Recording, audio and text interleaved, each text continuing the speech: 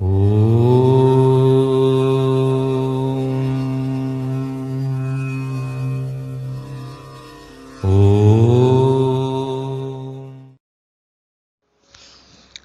महाकाल, जय महाकाली। ओम श्री निम्बार्काचार्याय नमः। मेरे प्यारे भाई और बहनों, दीपावली के अगले दूसरे दिन भाई दूज का त्योहार बड़ी धूमधाम से मनाया जाता है। इस दिन बहनें अपने भाई की मंगल भविष्य की कामनाएं करते हैं, उनकी उज्जवल भविष्य के सपने देखते हैं और उसे पूरा करने के लिए ईश्वर से प्रार्थना करते हैं। इस दिन यम और यमुना जो दोनों भाई बहन हैं, उनसे पौराणिक कथा जुड़ी हुई है कि सूर्य देव की पत्नी संज्ञा नामक जो स्त्री थी, उनके यमराज जी और यमुना एक पुत्र और एक पुत्री उत्पन्न हुए थे। लेकिन सूर्य के तेज से संज्ञा जो यम जी की माँ है, वो उनका तेज बर्दाश्त नहीं कर सके और अपने बच्चों को छोड़कर वो चले जाते हैं, अपनी छाया को वहाँ पर छोड़कर। छाया नाम के सूर्य देव की दूसरी पत्नी थी, उनसे उनको शनिदेव और ताप्ती नामक एक लड़का और लड़की उत्पन्न होते हैं। यमुना जी से मिलने के लिए यमराज जी उनके घर जब गए तो बहन ने नाना प्रकार से उनका अभिवादन किया, उनका स्वागत किया। यह देख यमराज जी बहुत प्रसन्न हुए और उन्होंने यमुना जी से वर मांगने को कहा। यमुना जी ने अपने भाई से कहा कि जो वो ये कार्य करते हैं वो उनके मन को बहुत कष्ट पहुंचाता है, कृपया करके यह छोड़ दे। तब यमराज जी कहते हैं, अगर मैं नहीं करता तो कोई ना कोई, किसी ना किसी को ये कार्य करना ही पड़ता है। ईश्वर का ये विधान है जिसे मैं कार्य के रूप में पालन करता हूँ। तब यमुना जी ने उनसे यह वर मांगा कि इस दिन जो भी बहनें अपने भाई के सिर पर, मस्तक पर तिलक लगाएगी, उनकी आरती उतारेंगी, उनको यम के भय से छुटकारा मिलेगा और उनकी जो भी अकाल मृत्यु होगी वह नहीं होगी। ऐसा उन्होंने यमराज जी से वर मांगा, जिसे प्रसन्न होकर उन्होंने अपने बहन को ये वर दिया। भाई दूज की पूजा अपने अपने अनुसार हर क्षेत्रीय और प्रांतीय अनुसार की जाती है। मेरे मित्रों, हर एक जगह का अपना अपना अलग अलग प्रावधान है, लेकिन उद्देश्य एक ही है कि अपने भाई और भाई के परिवार का जीवन उज्जवल रहे, भविष्य उज्जवल रहे। इस दिन सवेरे उठकर घर में जल के अंदर फिटकरी का टुकड़ा, सेंधा नमक, नींबू का रस मिलाकर घर को पोछा लगाना चाहिए और चारों तरफ शुद्धता का वातावरण बनाना चाहिए। भाई के स्वागत के लिए तरह तरह के व्यंजन बहनें अपने हाथ से बनाती हैं और वृंदावन में, मथुरा में यह प्रचलन है कि बहन भाई दोनों भी यमुना जी में डुबकी लगाते हैं। एक एक जगह की एक एक मान्यता है और कई जगह पर तो भाई लोग खुद अपने बहन के घर में आके रहते हैं और उस दिन बहन के घर में स्नान आदि कर कर भोजन आदि करते हैं। ऐसा करने से यमराज जी की प्रसन्नता प्राप्त होती है, ऐसा माना गया है मेरे प्यारे भाइयों और बहनों। तो आइए जानेंगे इस दिन के कुछ टोटके का अर्थ क्या है कि मनुष्य अपने जीवन में कई प्रकार के ताने बाने से घिरा रहता है। इससे बाहर निकलने के लिए वो कुछ न कुछ उपाय, हम जीवन में इतने सारे हाथ पैर मारते हैं मेरे प्यारे भाइयों और बहनों, लेकिन फिर भी कोई ना कोई चीज में हम उलझे हुए ही रहते हैं। कोई ऋण से परेशान है, कोई किसी बेइज्जती से परेशान है, तो किसी का अपमान होए जा रहा है।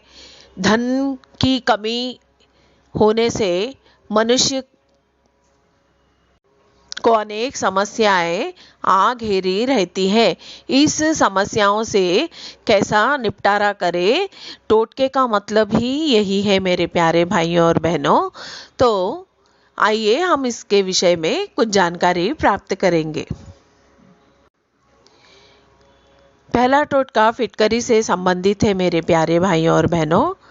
हो सके तो 50 ग्राम फिटकरी ले। इस फिटकरी के टुकड़े को आप अपने घर के किसी भी ऐसे स्थान में कांच की कटोरी में रख दे, जिसे रखने के बाद आपका घर का जो वास्तु दोष है वो मिटने लगेगा और धन की वृद्धि होने लगेगी। और इसी प्रकार एक कटोरी में फिटकरी का टुकड़ा लेकर जो आपके टॉयलेट्स होते हैं उसके कोने में रख दे। उसको रखने से भी वहाँ पर की जो नकारात्मकता है वो खत्म हो जाएगी और दुर्भाग्य का नाश होगा। फिटकरी का चूरा बना ले मेरे प्यारे भाइयों और बहनों, उसको जल में मिला ले और उस जल को पूरे घर में कोई फूल से या कुश से छींटे दे और खास करके मुख्य द्वार पर ऊपर से लेकर नीचे तक ले जाए और उसको छींटे देने से जो भी नकारात्मकता है वो चले जाएगी और सुख समृद्धि की वृद्धि होने लगेगी। फिटकरी के चूरे को जल में मिलाकर स्नान करने से त्वचा से संबंधित रोग और कई प्रकार के रोगों का नाश होता है, ऐसा देखा गया है। घर में या कार्य क्षेत्र में आपको ऐसा लगता है कि आपके घर में किसी की नज़र लग गई है, धन आने से आपका धन हानि होते ही जा रहा है, पैसों में बरकत नहीं है और ऋण पे ऋण बढ़ते ही जा रहे हैं, पैसे आने का कोई साधन ही नज़र नहीं आ रहा है और आप मानसिक और शारीरिक रूप से अस्वस्थता प्राप्त कर रहे हैं, तो ऐसे में ये उपाय कारीगर सिद्ध होगा मेरे प्यारे भाइयों और बहनों। एक काला कपड़ा ले ले, उसमें एक 50 ग्राम की फिटकरी का टुकड़ा बांध दे, उसको काली डोरी से बांध कर अपने घर के मुख्य द्वार या कार्यस्थली के मुख्य द्वार पर बांध दे। इससे आप देखोगे कि धीरे धीरे जो फिटकरी होती है वो लक्ष्मी जी को आकर्षित करने के लिए भी बहुत कारीगर सिद्ध होती है और जो भी घर में किया कराया है वो सब अपने आप धीरे धीरे समाप्त होगा और धन में जो अवरोध हो रहा है वो दूर होगा और धन के आने के योग बनते जाएंगे और दसों दिशाओं से धन आप तक पहुंचेगा ही पहुंचेगा, ऐसा इस टोटके का मान्यता है। घर का कोई सदस्य बार बार बीमार हो रहा है तब उसे भी एक 50 ग्राम के फिटकरी का टुकड़ा लेकर उसके ऊपर से 10 बार फिराना है और उसको जलती हुई अग्नि में डाल देना है। ऐसा करने से उसके जो भी रोग है मेरे प्यारे भाइयों और बहनों वो धीरे धीरे समाप्त हो जाएंगे। दूसरी बात देशी कपूर से संबंधित है मेरे प्यारे भाइयों और बहनों। कई लोग उसे रस कपूर कहते हैं, देशी कपूर या फिर कोई भी कपूर जो हम भगवान के आरती करने के लिए प्रयुक्त करते हैं उसे भी हम प्रयोग में ला सकते हैं।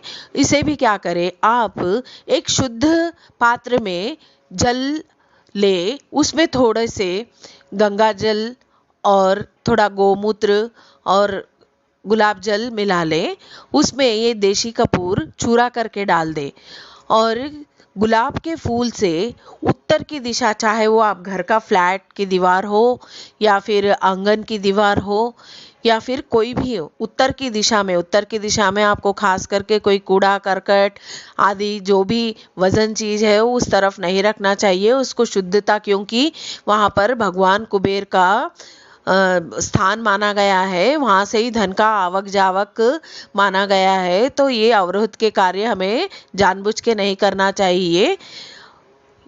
इस जल को वहां पर छिड़क दे। आप देखोगे कि आपके धन के स्रोत जो बंधे पड़े हुए हैं, जो आप जिंदगी से परेशान है, धन के उपलक्ष्य में मानसिक रूप से आप अपने आप को बहुत परेशान महसूस कर रहे हैं, धन की जो आना जाना है वो चालू हो जाएगा।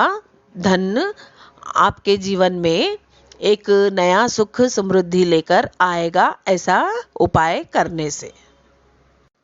महालक्ष्मी जी की पूजा के उपरांत जो भी इत्र बचती है मेरे प्यारे भाइयों बहनों, आपके पास अगर इत्र 2-4 तरह की है तो कोई भी एक तरह की इत्र, चाहे गुलाब की हो या केवड़ा की हो या फिर जास्मीन की हो, उसमें से एक इत्र ले ले और अपने लॉकर में रख दे, जहाँ पर आप स्थिर लक्ष्मी की कामना करते हैं। ये सुगंध लक्ष्मी जी को बहुत पसंद आती है और खुद ये खुशबू के खिंचाव से महालक्ष्मी आप तक पहुंचेगी, ऐसी मान्यता है मेरे प्यारे भाई और बहनों। 3 हकीक के पत्थर ले ले। हकीक आसानी से पूजा की दुकानों में मिल जाता है। 3 हकीक के पत्थर लेकर अपने घर के उत्तर दिशा में, ईशान्य कोण में उसे गाड़ दे। इसे ईशान्य कोण में गाड़ दे, उत्तर की तरफ। आप देखोगे मेरे प्यारे भाइयों और बहनों, कुछ दिनों के बाद में आपको जीवन में परिवर्तन ही परिवर्तन दिखाई देगा। और इस दिन कुछ सिक्के लेकर पीपल के वृक्ष, जहाँ पर पीपल का वृक्ष है वहाँ पर भी एक गहरा गड्ढा कर कर वहाँ पर उसे गाड़ दे, कुछ रुपयों को, सिक्कों को, और प्रार्थना करे कि जो भी दुर्भाग्य है उसका नाश हो, सौभाग्य की वृद्धि हो, मानसिक रूप से शारीरिक रूप से हम स्वस्थ रहे, धन में वृद्धि हो, हमारे पास प्रचुर मात्रा में धन हो जिसका हम सदुपयोग कर सके। हे ईश्वर, हे नारायण, लक्ष्मी नारायण, आप हर प्रकार से हमारी मदद करे, मदद करे, मदद करे, ऐसी अपने इष्ट से प्रार्थना करें। आप देखोगे कि आपके भाग्य को बदलने में कोई नहीं रोक सकेगा मेरे प्यारे भाई और बहनों। जो बीमार लोग हमेशा अपने बिस्तर पे जो लेटे रहते हैं, उनको चाहिए कि अपने तकिए के नीचे 27 दाने काली मिर्ची के ले उसको एक काली पोटली बना ले और उसे अपने तकिए के नीचे ही रख दे। जब वो उठेंगे तो उसे, उस पोटली को हटा दे, कोई भी ड्रॉयर में रख दे।